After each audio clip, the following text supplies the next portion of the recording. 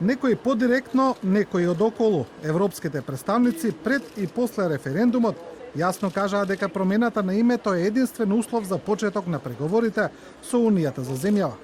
За време на посетата на денот на македонската независност, првата жена на Европа ги убедуваше македонските граѓани да гласаат на референдумот со јасна порака.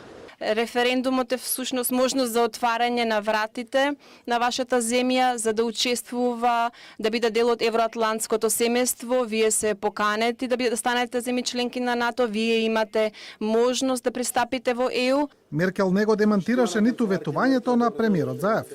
Ќе возвратиме со успешен референдум кој ќе осигура европската и евроатлантската иднина на Македонија. Ден пред Меркел до македонските граѓани лобираше и Курц.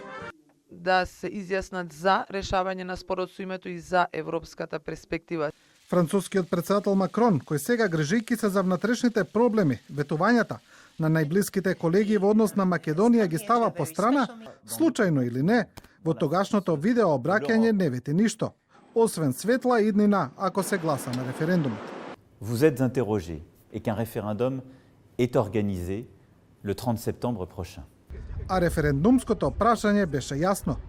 Дали сте за членство во Европската Унија и НАТО со прифаќање на договорот меѓу Република Македонија и Република Грција?